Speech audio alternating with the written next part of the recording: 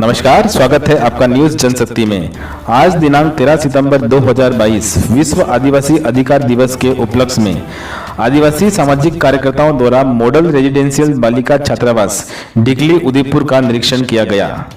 निरीक्षण के दौरान हॉस्टल वार्डन व छात्राओं से मिली जानकारी के अनुसार हॉस्टल में सारी सुविधाएं सुचारू रूप से चल रही है। हॉस्टल में कभी कभी पानी की कमी हो जाती है, जिसे टैंकर से पूरा किया जाता है। हॉस्टल वार्डन का छात्राओं के प्रति व्यवहार काफी संतोषप्रद पाया गया। निरीक्षण के दौरान हमने पाया कि छात्राएं काफी मोटिवेटेड है। निरीक्षण के दौरान सामाजिक कार्यकर्ता BL छानवाल, एडवोकेट कल्याण मल खराड़ी, सुरेश मीणा, दिनेश भणात, प्रताप मैड़ा, BTP से हीरालाल पारगी आदि कई कार्यकर्ता उपस्थित रहे। संयुक्त राष्ट्र ने 9 अगस्त को यह आवाज कराया कि 9 अगस्त विश्व का आदिवासी ये महसूस करे कि दुनिया का मूल मालिक, मूल बीज आदिवासी है। उसको हक अधिकार उसको मिलने नहीं दिया गया। जंगल जमीन उसकी है, उसके हाथ से छीन लिया गया। पानी उसका है, कुदरत का कोई पानी का पैसा नहीं मांगती हमसे। पवन, हवा, पानी हमसे पैसा नहीं मांगती है। सूर्य प्रकाश देता है, ये पैसा नहीं मांगता है। ये कुदरत की दी हुई चीजें हैं, इस पर हमको भरोसा है, इसलिए जोहार करके उसको नमन करते हैं। तो 9 अगस्त विश्व आदिवासी दिवस को हम हमारे अधिकार के बारे में ये अवेयर किया, सरकारों को आह्वान किया। 15-15 साल की, 10-10 साल की विशेष योजनाएं बनाई। लेकिन हमारे यहाँ पर हमको कब पता लगा विश्व आदिवासी दिवस का? वकील साहब कितने साल पहले लगा? 2015।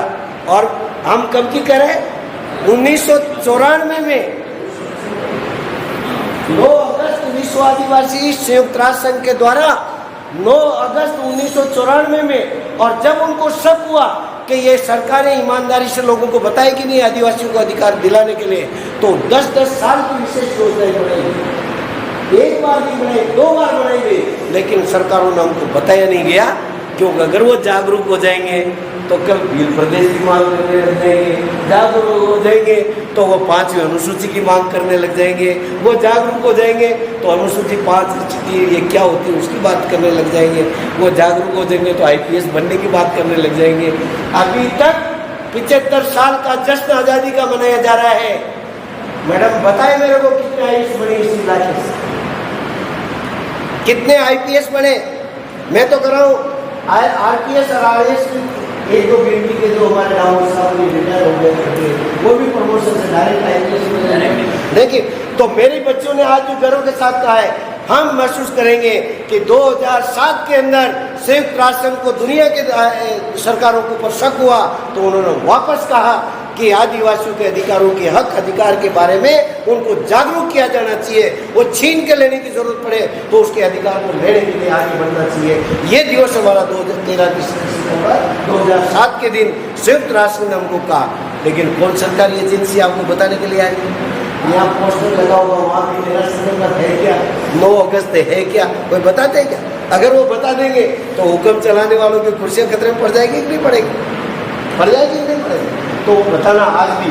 तो मैं आज आपके बीच में मैडम ने जो हमको ये किया और कालीबाई ऑडिटोरियम में हम आकर गर्व महसूस करते हुए आप सब बच्चों के साथ, कालीबाई तो उस टाइम पे एक जागरूकता के अभियान को जो दानाबाई और सिंगाबाई चला कर ये बत्तियाँ जला के दीपक एल के रिन के जला के शिक्षा दे रहे थे, वो भी नहीं करने दिया गया। कब नहीं करने दिया? देश की आज़ादी के 2 महीने पहले, 2 महीने पहले जून में 47 में, अगस्त में हम आज़ाद हो गए। 47 उसके पहले तो क्या हालत होगी समझ सकते हो आप। ये हालत थी सामंसाई की। और आज भी हमारे बीच में आप सब, हम बहनें, बच्चियां हमारी, जो भारत सरकार बेटी पढ़ाओ बेटी बचाओ ये सारी चीज़ें दे रही है, शिक्षा के लिए ये विद्यालय खोला है, इसको ज़्यादा से ज़्यादा इन सेवाओं का लाभ लेते हुए जहाँ इसमें खामी हो तो आपके जो वार्डन महोदय है ये भी आपकी माँ की तरह है, आपकी बहन की तरह है, कोई बात की नहीं है जिसमें सब करता है। किस टाइम पे क्या मिलता है उन बातों में हम नहीं जानना चाहिए। लेकिन हम आपके बीच में ये दोनों बच्चों ने और ये बताया है, इसमें गर्व करते हुए आज की न्यूज़ की हेडलाइन कि मॉडर्न जो स्कूल थी वहाँ की वार्डन महोदया ने उन बच्चों को इतना मोटिवेट करके, जो एक बच्ची ने हमको ये कहा कि आने वाली पढ़ाई के बाद मैं कलेक्टर बनना चाहूँगी, मैं पढ़ाई के बाद पुलिस एसपी बनना चाहूँगी, मैं उसके बाद में बड़े से बड़े इंजीनियर और डॉक्टर बनना चाहूँगी। और अच्छी से अच्छी माँ बाप को जो हमारे रह गए अनपढ़, लेकिन उनको मेरे अरमान को पूरा करके, और अब कोई अंगूठा मांग लेंगे तो अंगूठा नहीं देंगे, क्योंकि मांगने वाले की नीयत क्या थी कि ये दोबारा तीर नहीं चला सकता। ये चालाकी ठीक नहीं थी, लेकिन एकलव्य नहीं समझ सका उसको। अगर समझता तो गर्दन उसके काटता होता, मेरे जैसे से मांग ले तो गर्दन उसके काटता, चाहे, लेकिन उन्होंने द्रोणाचार्य जी गुरु जी के नाम से ठग लिया और अंगूठा काट लिया। तो आप इसी तरह की चीज चालाकी सावधानियां बरतते हुए गाँव में जिनमें माँ बाप के जंगल जमीनों के पट्टे, अभी हम गाँव में जा रहे हैं, पट्टे नहीं है, फाइलें वहीं तो पंचायत में पड़ी हुई है, उनको जाओ, है ना। और स्वास्थ्य के जन आधार में 6-6 लाख का इलाज होता है, कोई गाँव का आदमी उसको जानता नहीं है। पेंशन में कितने पैसे आते हैं, वो वर्षों से घर में मकान में रह रहा है, लेकिन पट्टे नहीं है, पंचायत सुनाई नहीं करती है। आपको जाकर वहाँ की ग्राम सभाओं में कभी छुट्टियाँ हो तो जाना चाहिए और उनको बताना चाहिए कि संविधान के अंतर्गत हम अगली बार में आएंगे तो जय आदिवासी, जय जोहार, लेकिन उसके साथ जय संविधान।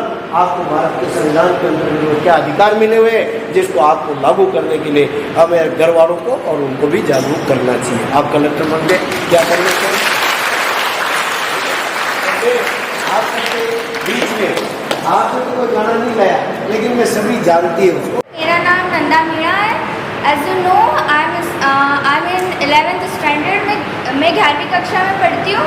और आज जो है आदिवासी सम्मेलन, जैसे कि हम सब भी हैं, वैसे ही ये आदिवासियों को है ना प्रोटेक्शन या फिर उनको मोटिवेशन देने के लिए पधारे। इनका मैं बहुत अपनी इस हॉस्टल में स्वागत करती हूँ। और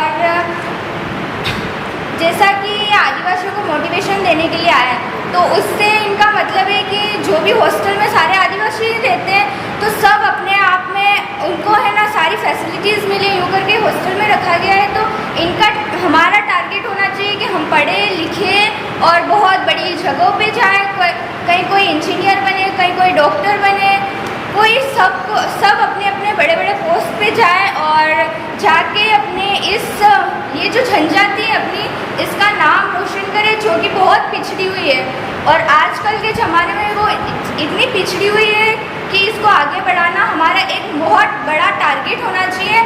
और वो टारगेट तभी पूरा हो सकता है जब हम अच्छे से पढ़ें, अच्छे से लिखें और अपना नाम, हमेशा अपने को ये सोचना चाहिए कि हम किस तरह से आगे बढ़ सकते हैं।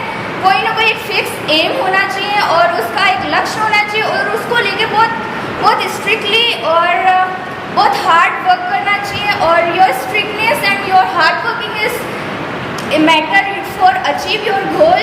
और तुम्हारे जो स्ट्रिक्टनेस होगी स्टडी के लिए, अभी मेन टारगेट वही है कि स्टडी वो आपका एक बहुत बड़ा वेपन है, जिससे कि आप अपनी लाइफ को इन्हांस कर सकते हो, उसको उसका इन्हांस कर सकते हो, उसको विस्तारित कर सकते हो और उससे अपने ज्ञान को बढ़ा सकते हो। और इसी के चलते आप बहुत बड़े पोस्ट पे जा सकते हो। और अगर आप बहुत बड़े पोस्ट पे जाओगे तो आपको सम्मान भी बहुत मिलेगा और एक अपनी कास्ट का नाम रोशन होगा। और वो हमारा इस बार बहुत अच्छा टारगेट होना चाहिए, जिससे कि हम आगे बढ़ सकते हैं, हमारी जनजाति आगे बढ़ सकती है।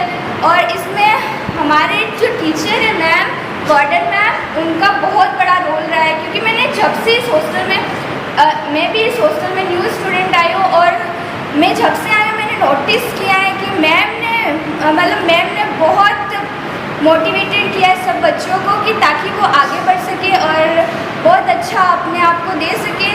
तो मैम के लिए प्लीज़ मैं चाहूँगी कि बहुत तालियां बजें।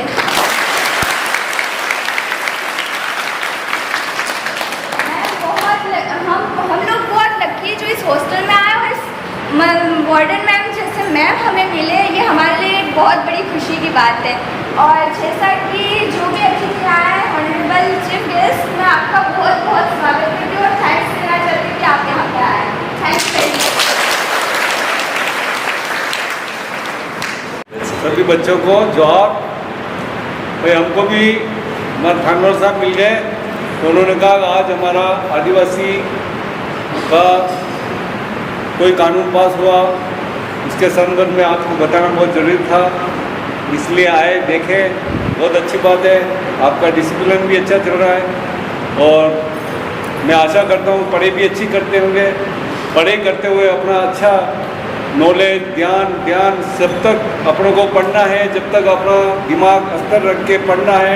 आपकी तरह मैं भी घबरा रहा हूँ, क्या बोलूँ,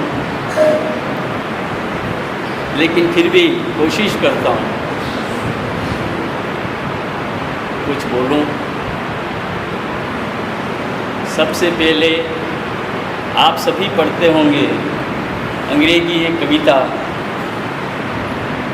early to bed early to rise, healthy wealthy and wise, आप सब जानते होंगे। यही मुख्य है।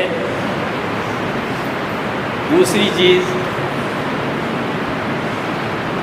इसको आप अपनाते हैं तो सारा जीवन उसमें समा गया।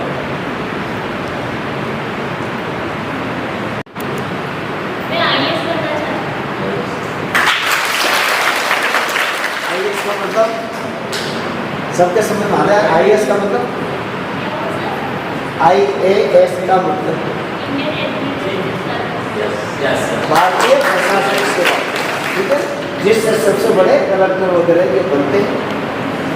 सर मेरा सपना एक तो बहुत बड़ा है जिसको मैं अभी जाहिर नहीं करना चाहती हूँ, लेकिन जो मेरा सपना है मैं मेहनत इतनी खामोशी से करना चाहती हूँ कि जब मैं सक्सेसफुल हूँ तो मेरे सक्सेस का ढिंडोरा पूरे न्यूज़पेपर हर जगह फैले। मेरा टारगेट है बहुत बड़ा है, लेकिन मैं उसको अभी शो नहीं करना चाहती सर।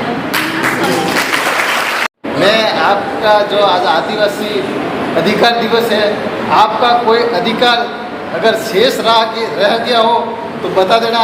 कोई तकलीफ हो, किसी तरह की कोई समस्या हो, किसी भी बहन बेटी की कोई भी तकलीफ हो तो मैं कोर्ट में ही हूँ। और आपके साथ कोई अत्याचार हो रहा हो तो भी बता देना। और पर्सनल यही है कि आप मेहनत करिए, आपको अपना अधिकार आपको ही लेना है, कोई दूसरा नहीं देने वाला है। आपको अपना अधिकार अपने से छीनना है, यानी दूसरों से छीनना है, और आपको मेहनत करके आगे बढ़ना है। कामयाब हम होंगे कामयाब, एक दिन होंगे साथ, पूरा एक साथ। हम होंगे कामयाब एक दिन, हम चलेंगे साथ साथ, हजार होंगे हाथ, हम चलेंगे साथ साथ, एक दिन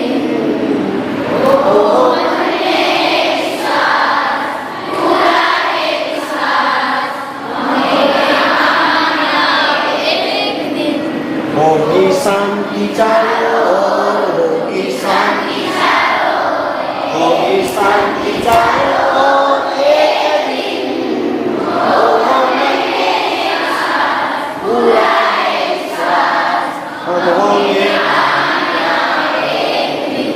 उस शांति को रोकने के लिए कोई ताकत है तो उसको रोकने का काम करके हमको शांति और हमारी शुभकामनाएं। बच्चे आईसीएस आईपीएस और जो दूसरे बच्चे निकाय में डॉक्टर है, इंजीनियर, मेरे ऊँचे और भी बड़े ऊँचे अरमान हैं, वो कामयाबी की ओर बढ़ो। और इस कामयाबी के साथ में हमारी शुभकामनाएं। 13 सितंबर आदिवासी अधिकार हक दिवस आपका है। इस अधिकार दिवस के दिन अपनी पर्सनल डायरी में नोट कर ले, मैं क्या बनना चाहती हूँ। अगर मॉडल स्कूल में, और हमारे बच्चों को आशीष वचन जो दिए आपने, वो बहुत बहुत धन्यवाद आपको।